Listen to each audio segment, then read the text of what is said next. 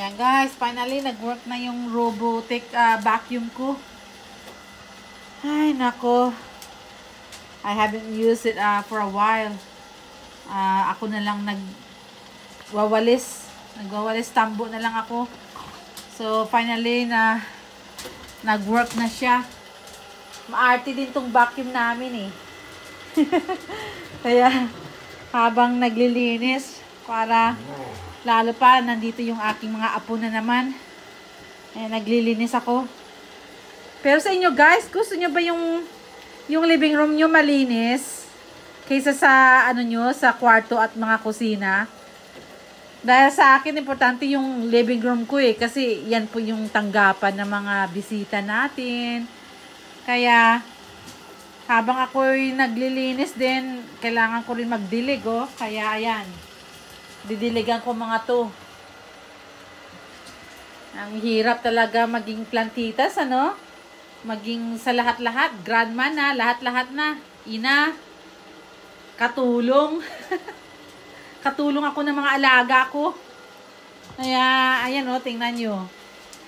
Ayan, dami kong didiligan, no? Kaya, mabuti naman na nag-dry out na siya kasi, alam nyo bakit napabayaan ko itong vacuum ko?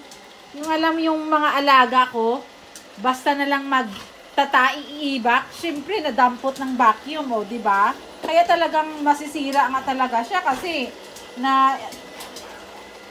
nabasa yung niya eh, sa loob niya. Kaya ito ngayon, kailangan ko naman, nag-vacuum na talaga ako at nagwalis, pero inano ko pa rin kasi malinis po siya talaga. Itong vacuum na to, malinis, spotless ito. Kaya hinahayaan ko lang siya na maglinis dyan. Kaya guys, I hope you guys like yung vacuum ko. Nakakatulong siya, nakakatulong talaga siya pag marami kang gawain. Nakakatulong talaga yung itong robotic vacuum. Kailangan ko nga bumili ng isa pa eh. Para sa living room at saka pero hindi kasi siya mura eh, mahal eh. Kaya kailangan mag-ipon na naman.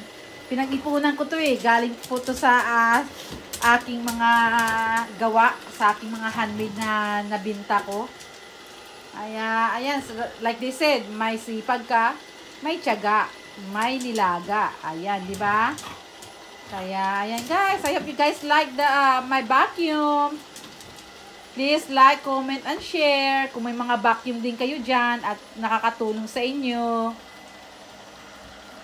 See you guys! Mabuhay! God bless!